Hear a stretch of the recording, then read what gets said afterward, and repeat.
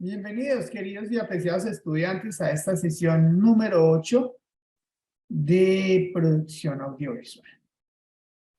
¿Qué es lo que vamos a ver en esta ocasión?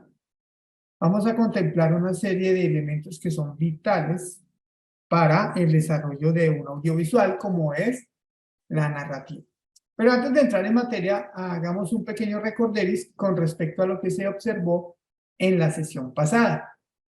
En ella, básicamente lo que hablamos fue sobre el desglose de producción y lo que era el guión de producción. Cómo estos elementos se vuelven o son importantes para poder desarrollar ya esa producción audiovisual. Definíamos que el desglose de producción, pues básicamente es un documento que, como su nombre lo indica, permite particularizar todo el material y el tecnicismo que se va a ver reflejado en la grabación. Obviamente esto cumpliendo a cabalidad lo que es con el guión literario. Vimos todos los elementos que componen una hoja de desglose, teniendo en cuenta, por ejemplo, las páginas, la productora, título, secuencia, decorado, la descripción, si es interior, exterior, si es de día, si es de noche, etcétera, etcétera. De igual manera, observamos que cada uno de estos elementos debería tener una serie de situaciones, o más bien de apartados claros y concretos. Nos referimos en este caso a personajes, a esos personajes que están interpretados por unos actores, la serie de elementos como la figuración, es decir, quiénes van a aparecer, quiénes van a tener una figuración especial, quiénes van a ser los especialistas. Me refiero a las personas que intervienen en el desarrollo de la escena. De igual manera, pues todo lo que tiene que ver con los efectos especiales, el atrezo, y si se van a utilizar vehículos y o animales, que pues como veíamos, deben tener una serie de condiciones especiales y muy específicas sobre todo. Si nos referimos al tema del vestuario, pues este va a ir en función de la temática que va a desarrollar o de la narrativa que va a desarrollar el audiovisual. Si es un vestuario de época, si es un vestuario contemporáneo, etcétera, etcétera. De igual manera, pues también va en función del maquillaje. El maquillaje va en función también de la narrativa. No es lo mismo un maquillaje de los años 50 a uno de los años 2000. No es lo mismo un maquillaje para una película de terror que para una película, no sé, de humor o de acción. Va a cambiar. De la misma manera que podríamos ver también la intervención de efectos musicales. Bueno, una cosa importante. Una cosa son los efectos especiales, como lo veíamos, y otra cosa son los efectos visuales. Y de igual manera, pues los efectos musicales también tienen que tener su espacio, tienen que estar bien determinados, ser bien específicos al momento de su utilización para pues procurar que todo salga de una muy buena manera. Ya si se van a necesitar algunas adiciones en el tema del equipo especial, pues es necesario acotarlo. Y recuerden que también tenemos algo que se llama notas de producción, que son aquellas adiciones de última hora o que son muy específicas y que debemos tener en cuenta para ese desarrollo. Entonces, después de eso veíamos que hay un guión de producción que básicamente es un plan de rodaje, ¿sí? Entonces aquí nos indica cuántos días se va a demorar, cómo se va a organizar ese rodaje, qué se necesita para llevar a cabo el guión literario y técnico. Ahí ya es importante, digamos que tener en cuenta el uso de los guiones. Sin ellos, pues realmente estaríamos abocados a hacer cualquier cosa. Perdón, y de eso no se trata.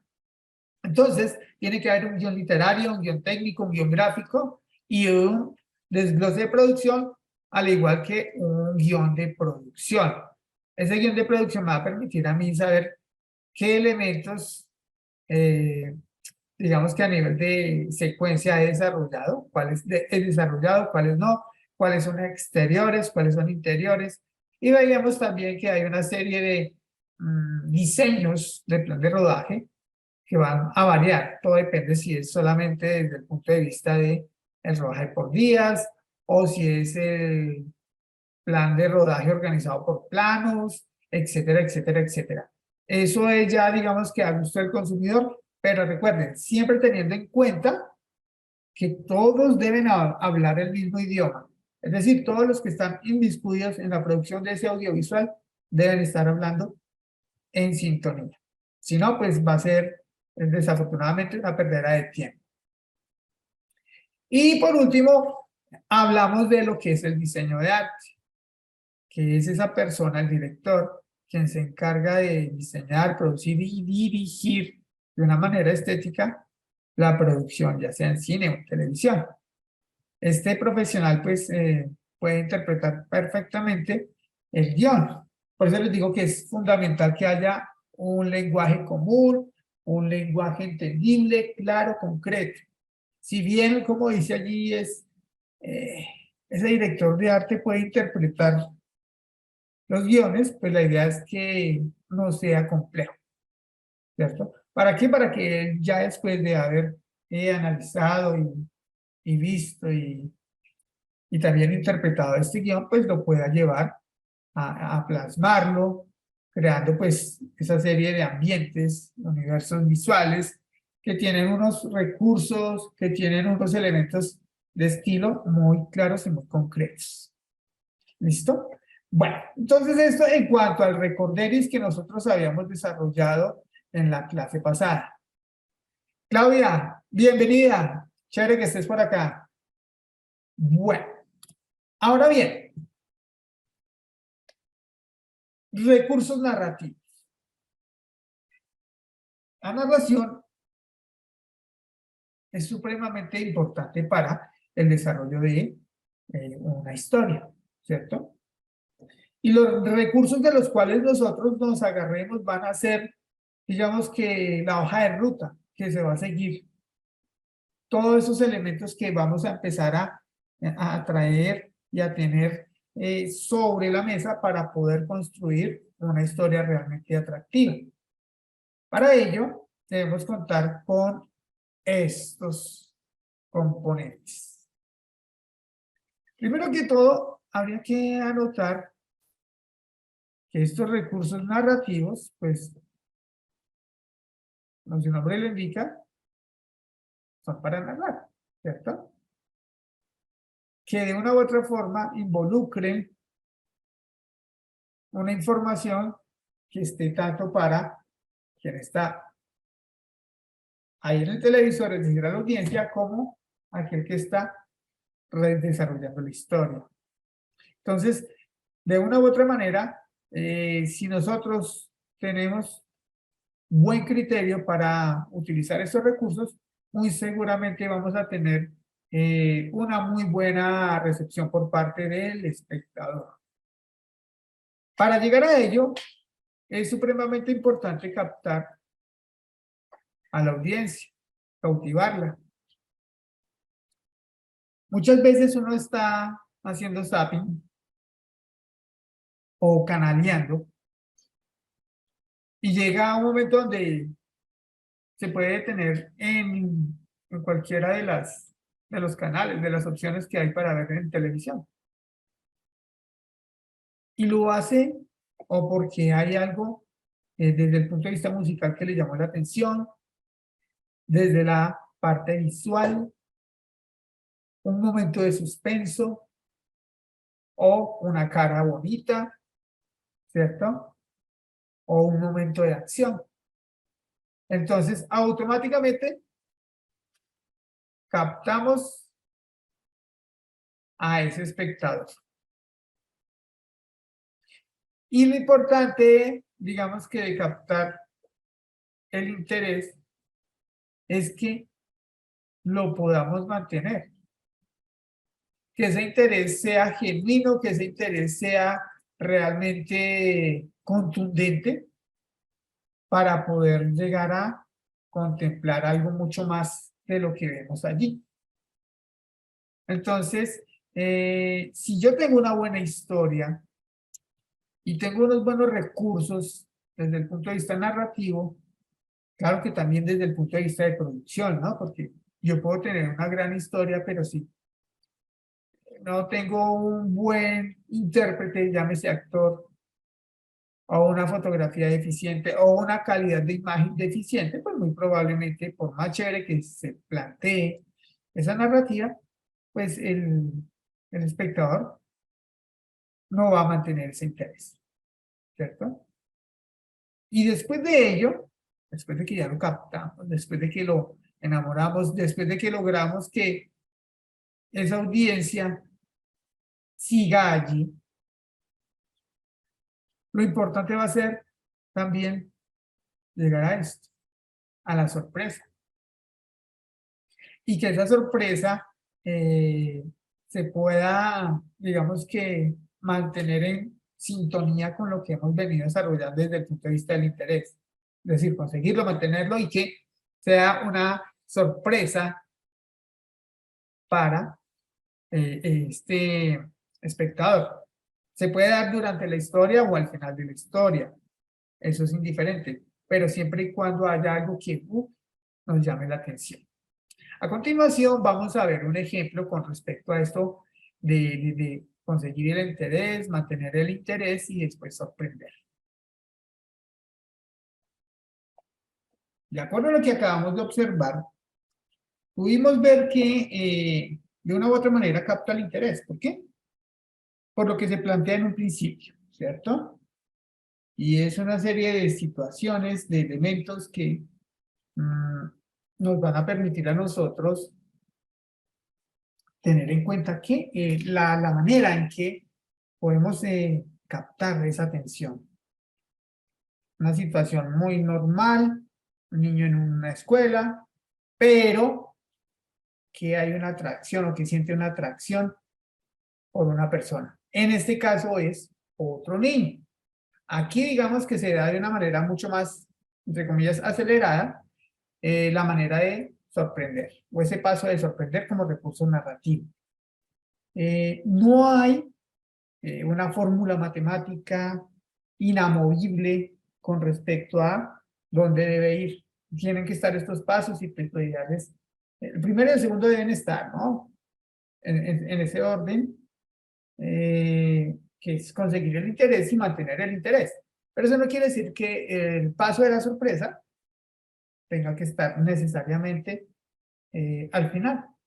Aquí lo vemos que está, digamos que al principio, y que después de una u otra forma se va generalizando con esa serie de acciones que vemos nosotros que van sucediendo durante el desarrollo del corto, ¿verdad?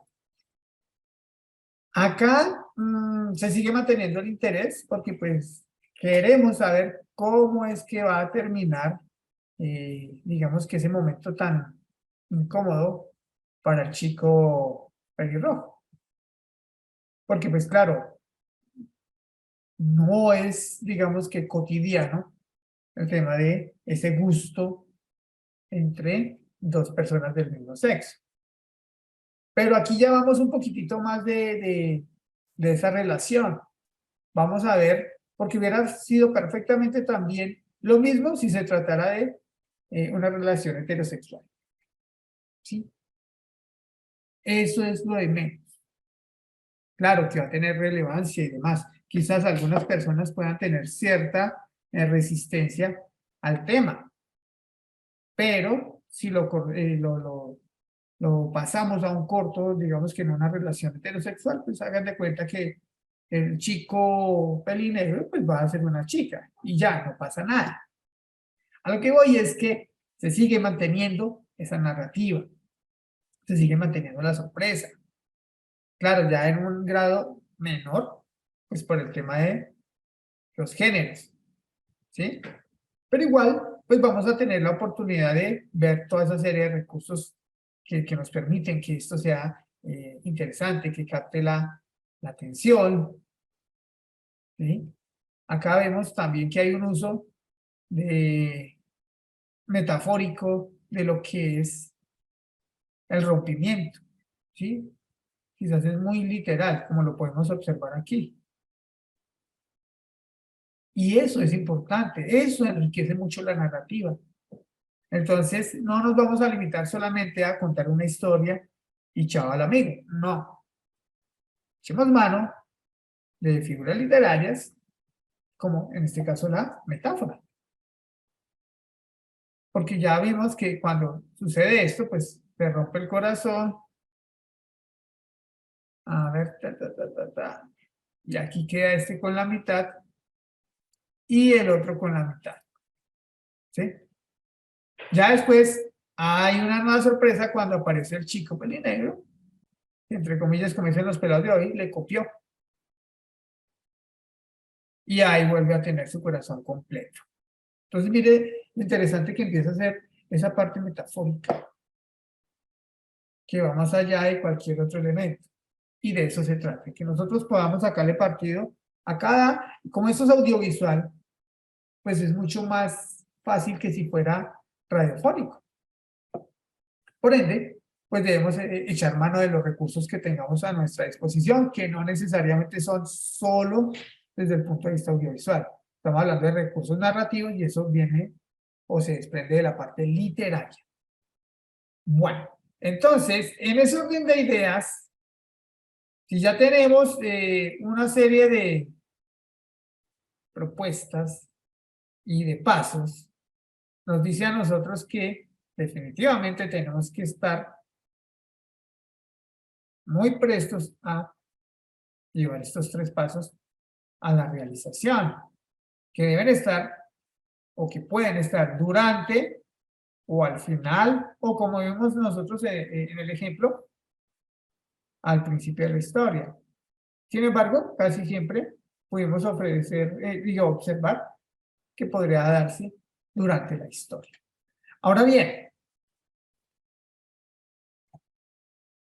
acá hay otros ejemplos con respecto a algo que es importantísimo para el desarrollo de una narrativa, y es el conflicto.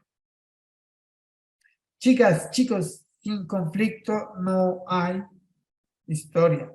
Sin personaje no hay historia. Es supremamente fundamental anexarle esa serie de elementos que nos permitan tener, bueno, captar el interés, obviamente, porque un conflicto siempre va a llamar la atención. Muchas veces, uy, no, vea, es que imagínense que pasó esto en la calle, no sé, la colisión de dos automóviles, o el regaño que le pegó el jefe a su subalterno, ¿sí? Entonces, ahí hay conflicto y eso llama la atención. Debemos echar mano de ello. Ya vimos en el anterior ejemplo una serie de elementos o de situaciones que se pueden dar en la vida real desde un punto de vista ya más personal, digamos que más específico. Como el ejemplo que les voy a mostrar ahorita con respecto a una situación que se vivió en nuestro país, que quizás muchos ya la conozcan o hayan oído de eso. ¿Qué es lo importante de lo que les voy a mostrar? Como ejemplo, que hay una, digamos que una estructura que está basada, o una narrativa más bien, en conflictos. Conflicto, conflicto, conflicto, conflicto. Y ese conflicto debe generar eso, una incertidumbre, una duda, un interés. Vayámonos a lo más básico, elemental, pueril. Y pongamos de ejemplo el chisme. Venga, aquí, ¿quién le dijo? ¿Cierto? Que, pero qué cuente. Entonces ahí ya hay una incertidumbre. No, ahorita le digo, ay, ¿por qué no me dice ahorita? Ya. Empieza a generar la duda. Y por ende, pues está promoviendo el interés. ¿Por qué? Porque es que hubo un conflicto. Y ese conflicto, pues va a permitirnos desarrollar la narrativa. El conflicto es ingresar a otro mundo, es decir, salir de la cotidianidad y llegar a un elemento o a una situación o a un momento sui generis o ¿a una qué? A una parte del día en el cual las cosas son diferentes. Cuando digo que va a otro mundo no quiere decir que se vaya para Júpiter, Marte, Saturno, no, sino que cambia su cotidianidad. Es decir, me explico. Los días de Ataúlfo Moreno, todos los días se levanta, ¿cierto? Se prepara su café, desayuna y sale para su oficina. Ya. Llega a la oficina, trabaja 8 horas y después se devuelve a su vivienda y empieza a ver televisión. ¿Listo? Ok. Esa es la cotidianidad, ese es su mundo. Ese es el mundo de Ataulfo. Pero ¿qué sucede? Hubo un momento en que llegó Ataulfo, se levantó, tomó su café, se desayunó y salió a su automóvil para la oficina. Pero se encontró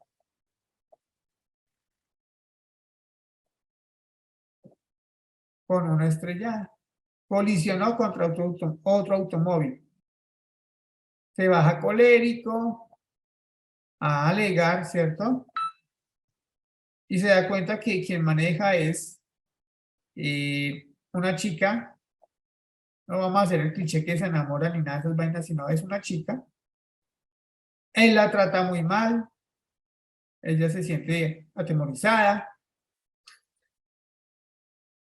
Terminan arreglando porque pues llegó la policía, ¿cierto? Y bueno, él se va en otro medio de transporte a su oficina. Cuando llega, ahí ya hay un conflicto, ¿sí? El hecho de que haya habido la policía. Pero vamos a echarle más picante a esta vaina. Él llega a la oficina y cuando llega a la oficina le dicen, su jefe renunció, pero tranquilo que ya tenemos aquí el reemplazo. Y es esta señorita. Y caray, se da cuenta que fue a la persona a la cual trató mal. Ahí ya hay otro conflicto. Y de ahí podemos desprender cualquier cantidad de situaciones. En ese momento ya entró a otro mundo, porque se desbarató su cotidianidad, porque es algo que no estaba en sus planes. Y miren que tenemos un conflicto, después otro conflicto, de ahí para allá tendremos 3, 4, 5, 6, 7, 8, 9. Cualquier cantidad de conflictos. Entonces, vamos a ver muchos ejemplos hoy sobre eso, sobre el conflicto, que hacen que se vuelva supremamente interesante la narrativa, la historia. Voy a mostrarles un ejemplo que tiene que ver con algo que les decía que ya vivimos en nuestro país, como fue el Holocausto del Palacio de Justicia. Como pudimos observar, se plantearon diferentes conflictos, ¿cierto? Personaje, que es el casero, todo lo ve mal, que tiene una mentalidad muy estrecha, muy extrema, ¿sí? Tenemos otra serie de personajes que, como se nota que no es que viva en plenitud, ¿cierto? Y que de una u otra manera, pues, quiere luchar por algo. Acá este otro personaje que está muy ilusionada, es una chica que quiere luchar por tener un mejor futuro, por mejorar su presente y obtener muchos o realizar muchos de sus sueños.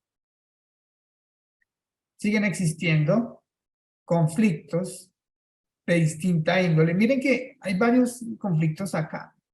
Conflictos de pareja, conflictos sociales, conflictos de pensamiento, emocionales, ¿cierto? Acá, pues digamos que entre comillas hay una alegría, pues es un elemento que se convierte en algo que ya después de hablará que es el detonante y que permite, o un punto de giro más bien, que permite que haya un avance en la historia. Más conflicto, miren, más conflicto, porque todo es en función de eso. Uno diría, uy, qué mamera vivir así, ¿cierto?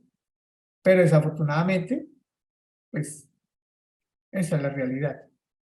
Conflictos, acá lo vemos ya desde un punto de vista demasiado dramático, pues que es la desaparición de la chica, de ese personaje que consiguió trabajo preciso en el Palacio de Justicia y que pues sufre la toma, ¿verdad? Aquí ya son conflictos externos que tienen que ver con, bueno, eso lo vamos a hablar ahorita en unos minutitos. Pero a lo que quiero ir, chicas, chicos, es que, miren, todo esto está basado en conflictos y que terminan, valga la pregunta, determinando lo importante que es empezar a alimentar nuestra narrativa. Obviamente no puede ser pelea, pelea, pelea como las películas de acción, pelea, puño, patada, bala, pelea, puño, patada, bala. No, tiene que estar bien estructurado, tiene que estar bien concebido, pues para que se vuelva, primero para que capte la atención, segundo para que segundo para que la mantenga, ¿cierto? Y que se pueda después sorprender a quien está observando esa producción. Ahora vamos a ver otro ejemplo que tiene que ver con esa parte. Seguimos viendo conflictos, pero esto ya empieza a ser desde un punto de vista más externo, ¿no? Una serie de situaciones que se van presentando y que van a hacer que haya el desarrollo de la trama. Hay una serie de elementos que sorprenden, ¿cierto? Es decir, ¿quién iba a esperar que el chiquitín fuera a darle esa muenda tan tenaz a uno que es más grande que él? Y el problema está que cuando, pues, logra su cometido, pues pone en problemas a su, ¿qué? A su protector, porque él en ese momento ejerce como protector. Entonces, de eso se trata acá, por ejemplo. Si yo veo esto, entonces, pues, ups, va a haber problemas. Y lo que les decía, sorprende porque realmente mire, tómalo, tómalo, y empieza a sudar petróleo porque pues ya le, si pasa eso, pues voy por usted. ¿Sí? Y a pesar de eso, pues miren que tiene unos elementos desde el punto de vista humorístico que, tómelo. Y eso, pues, realmente ayuda mucho para la narrativa. Bueno, entonces, ¿qué es importante? Que haya la oportunidad de darle ese inicio, ese desarrollo, es decir, que esa estructura, pues, permita que a partir de ese inicio, de ese desarrollo, pues se puedan generar diferentes conflictos, que eso no va a estar necesaria o solamente en el inicio y en el nudo y en el desenlace solamente. No, se pueden dar en cualquiera de los tres momentos, durante los tres momentos, ya vimos que es antes, durante o después. ¿Sí? Y realmente, pues, vamos a ver que es un conflicto, este es un conflicto intermedio, porque pues este audiovisual es mucho más larguito y lo que tiene es que es un conflicto intermedio. ¿A qué nos referimos con eso? Que es algo que pasa dentro de la historia, pero que no es el centro de la historia. Cosa diferente cuando estamos hablando de este. Aquí ya lo que configuramos es una película, Un lugar en el silencio, que tiene como conflicto, es un conflicto global. Miremos por qué. ¿Listo? Entonces, son elementos que vamos a ver allí donde se empieza a generar una incertidumbre. Una serie de preguntas van a surgir a partir de lo que se plantea en esta historia. Vimos acá que realmente el conflicto es global porque nos comunicaron claramente que lo que se puede hacer es todo menos ruido, ¿cierto?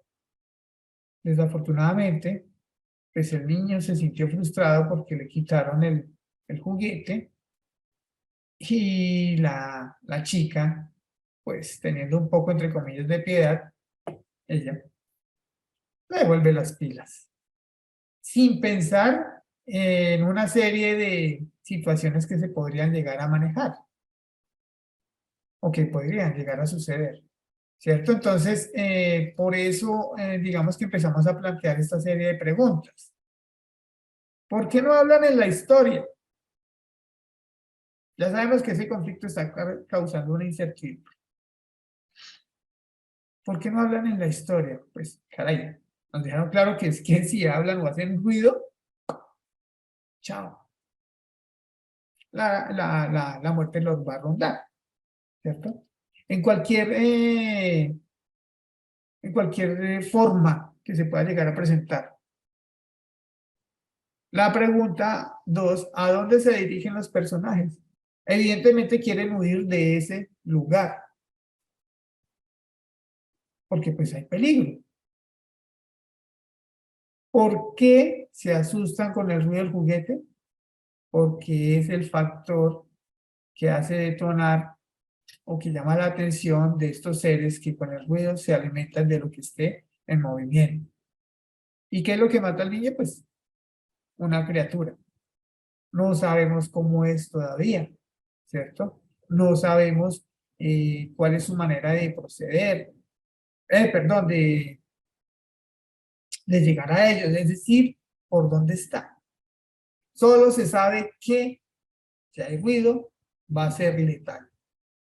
Entonces, por eso se configura como una incertidumbre, un conflicto de incertidumbre, que realmente no se sabe qué es lo que va a suceder, si se puede evitar o si se puede tener, digamos que otra alternativa, que evidentemente sí la había, pero que quizás el niño no lo tuvo en cuenta.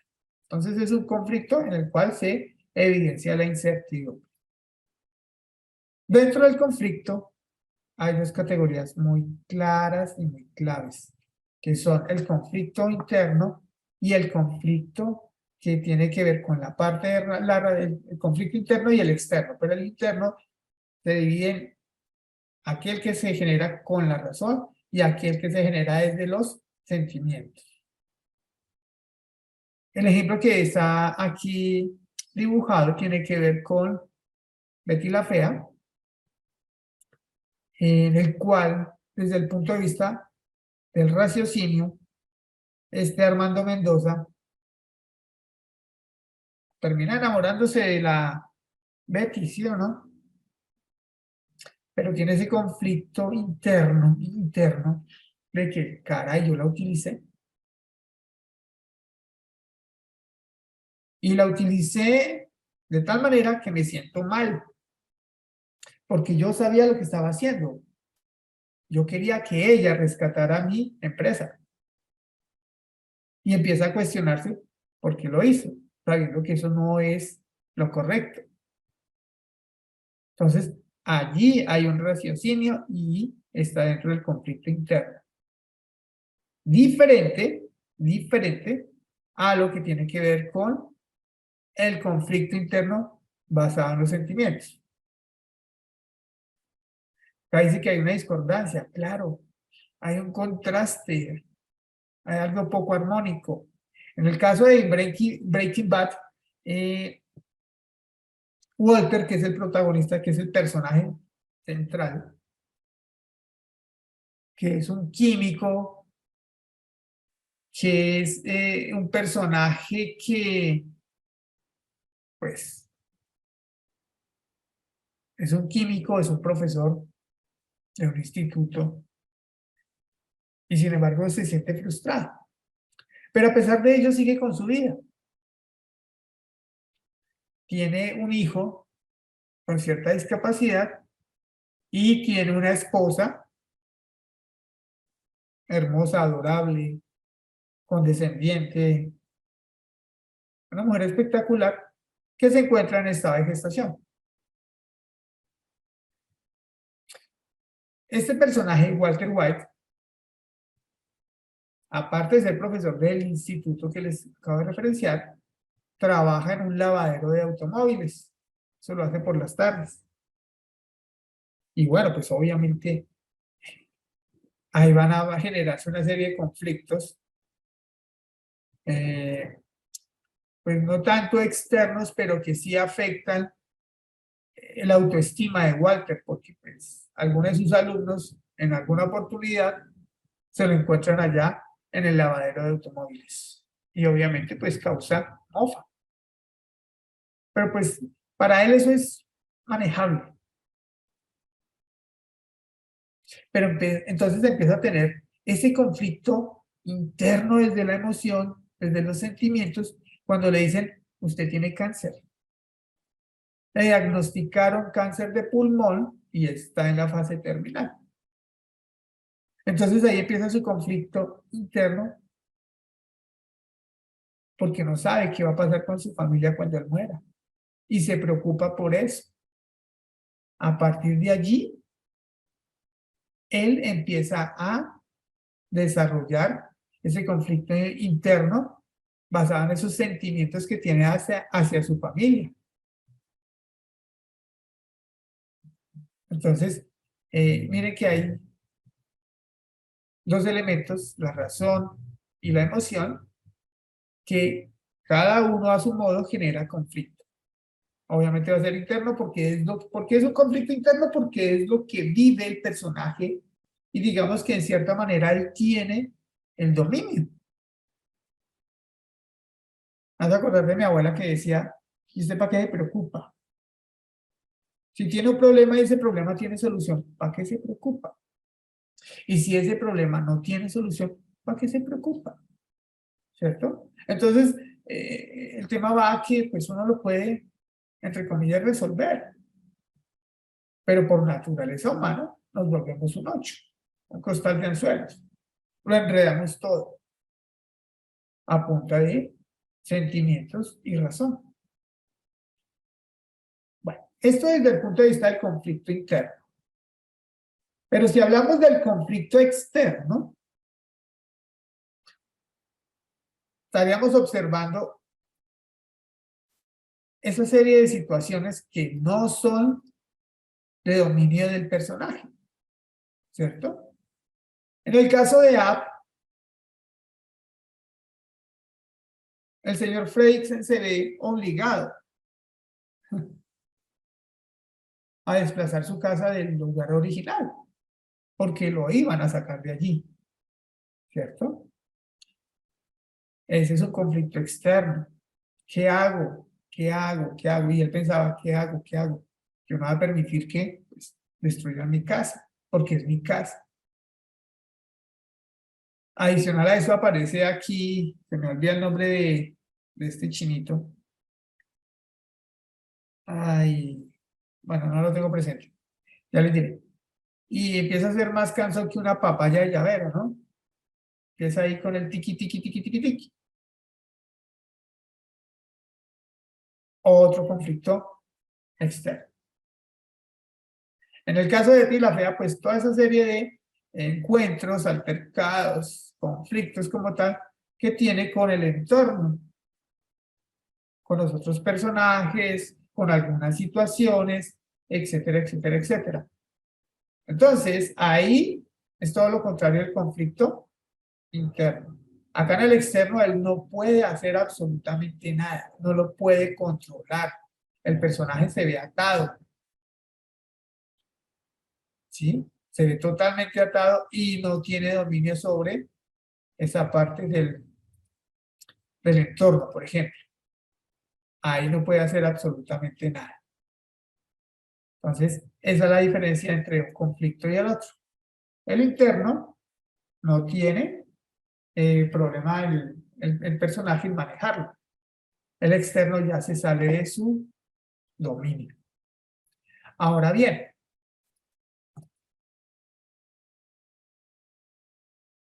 hay estos otros dos elementos que es el funding y el payoff, que básicamente es empezar a darle una serie de información al espectador. Y con eso le vamos dando datos, datos y datos para que vaya elucubrando lo que va a suceder, ¿cierto? Y de esa manera, pues, logramos mantener el interés. Y de esa manera podemos llegar a sorprender. Entonces, miremos el siguiente ejemplo con respecto a estos dos elementos, que es el planting y el payoff. Planting, pues ya, como les acabo de decir, es sembrar allí a partir de datos de información, una serie de estímulos que lleven al espectador a elucubrar, a pensar, a creer. Y el payoff, pues básicamente es, vea, esto es lo que pasa, este es el resultado. Vimos en este ejemplo que nos empezaron a plantar una serie de datos, ¿sí? Con respecto a que el niño ve personas muertas. Todo el tiempo, como lo dice. Todo el tiempo. Y va explicando cuáles son las características o cuáles son esos elementos, esas manifestaciones que se dan para que él pueda aseverar que definitivamente son muertos. ¿Cierto? Entonces, que el frío, que la gente, pues, de un momento a otro aparece, desaparece. Por ejemplo, ese que vemos allá al fondo. Entonces, todo esto lo están plantando, lo están plantando. Y uno como espectador empieza a verse inmerso en esa siembra. Pero al final de la película es cuando nosotros empezamos a ver realmente el payoff. Es decir, toda esa siembra, vemos el resultado. De eso se trata el payoff. No sé si lo han visto, la película, si no la han visto, se la recomiendo porque es interesante. Y pues sería bueno que le hicieran para que vieran cuál es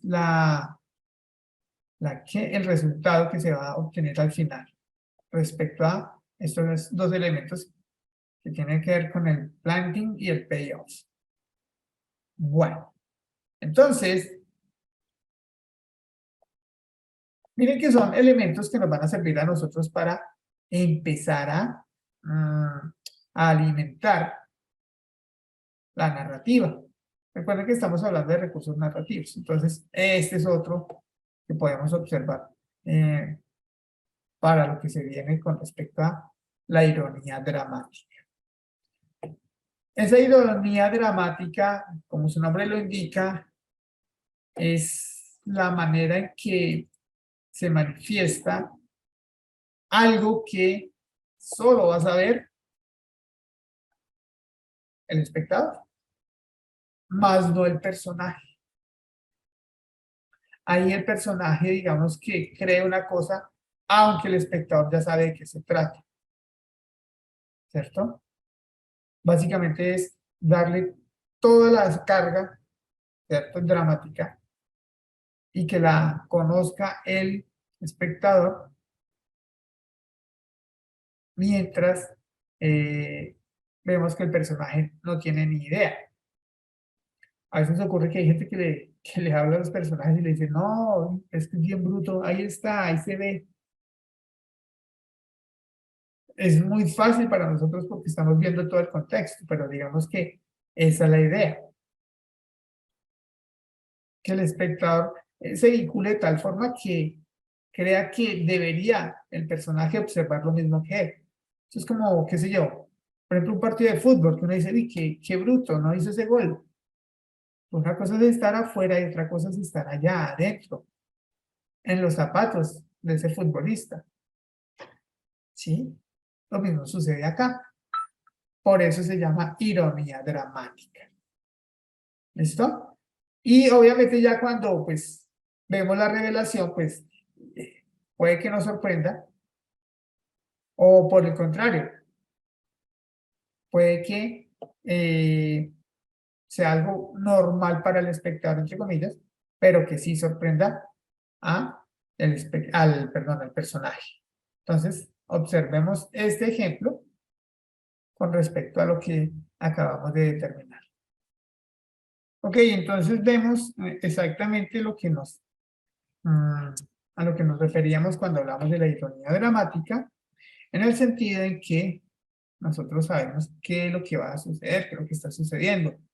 Ella de pronto puede estar en esa ambivalencia de que pues, es invisible o que es un espíritu, etcétera, etcétera, hasta que finalmente pues hay algo que le da esa revelación y que ella permite decantar claramente de qué se trata. Entonces son elementos que se van a empezar a ver muy frecuentemente y que van a añadirle a lo que ya hemos visto otro recurso más, de tal forma que pues, si ustedes se dan cuenta, son múltiples las opciones que podemos contemplar en ese sentido. Ahora bien, yo debo ser muy juicioso en el aspecto de poder generar esta ironía dramática. No se trata de utilizar todos los recursos ahí como loco y que supuestamente todo va a quedar más interesante. No, no necesariamente debe plantearse de esa manera. Hagan de cuenta que eso es como hacer un arroz. Claro, yo puedo hacer arroz con verduras, arroz con pollo, arroz atollado, arroz con coco, arroz con camarones, cualquier infinidad de arroz, ¿cierto? Arroz oriental, bla, bla, bla. Y no por eso yo debo mezclar todo lo que acabo de nombrar para, pues, para que me quede un arroz suculento. No, desde que haga algo, tome alguna de esas recetas, pero la haga bien, tengo más probabilidades de éxito que si me pongo a revolver todo. Bueno, otro elemento tiene que ver con la parte de la sorpresa. La sorpresa y el suspenso que nos va a permitir a nosotros precisamente tener un recurso más para poderle dar a ese espectador una serie de momentos en los cuales empiece a divagar, empiece a tener un momento ambiguo. Y obviamente, pues, si esto lo puede sentir el espectador y el personaje también, va a ser mucho más interesante, va a ser mucho más atractivo. En el caso de Pecados Capitales o de Seven, está claramente determinado este recurso. Porque nosotros durante todo el tiempo sabemos qué es lo que está pasando. Estos dos detectives no saben. Intuyen, pero no lo saben.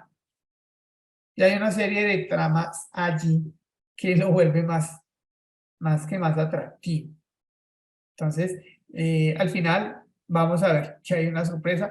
Casi siempre se genera un suspenso durante el desarrollo de esta trama y terminamos con esa ironía dramática al final cuando se revela o cuando hay la revelación que causa sorpresa. En esta película se empiezan a dar una serie de asesinatos sui generis por demás.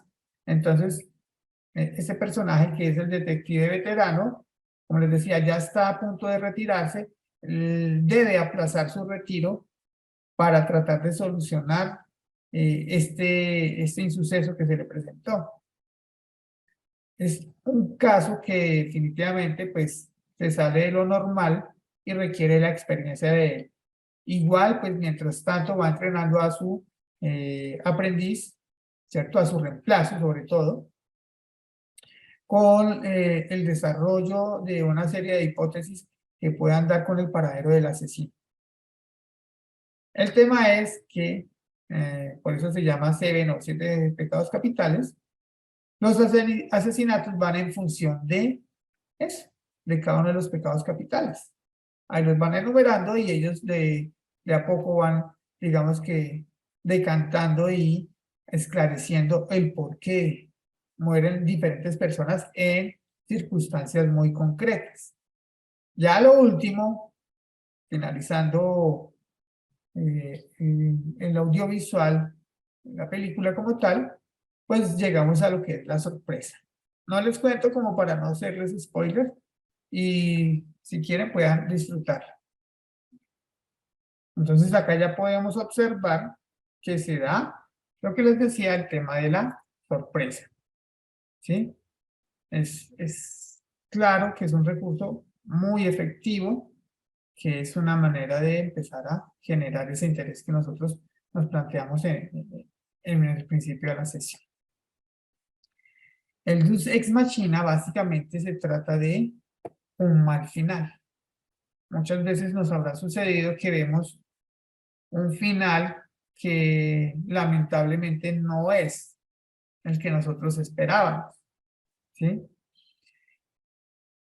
Aunque hay que hacer una claridad. Una cosa es que haya un final que no esperamos o que haya un final que sea malo, aunque eso va en función de la perspectiva de cada uno de los espectadores.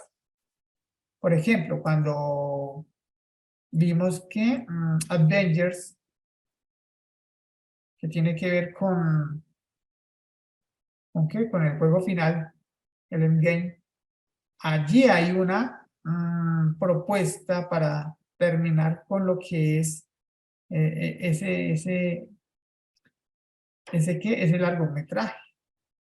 A muchos no les gustó, no les pareció, ¿cierto? Particularmente a mí me pareció sensacional por múltiples factores, pero eso no significa que sea malo el final. Hay películas que realmente sí tienen finales que uno dice, ¿cómo? Por ejemplo, estamos hablando, les vamos a mostrar un ejemplo que tiene que ver con Star Wars, El Último Jedi, y para quienes son fans de esta franquicia, eh, de esta serie de películas, pues no fue muy convincente o no fue muy, no sé, coherente. Entonces miremos de qué se trata en ese aspecto. A eso es a lo que nos referimos, que hay una serie de expectativas creadas, por ejemplo, en estas sagas, y que muchas veces la resolución no es la mejor, porque pues ya en este caso se crea una cultura en torno a esta película y desafortunadamente pues no va en función de lo que siempre se ha querido, de lo que siempre se ha pensado con respecto al personaje. Entonces, eso es lo que denominaríamos un ex machina, así de simple, ¿cierto? Es eso.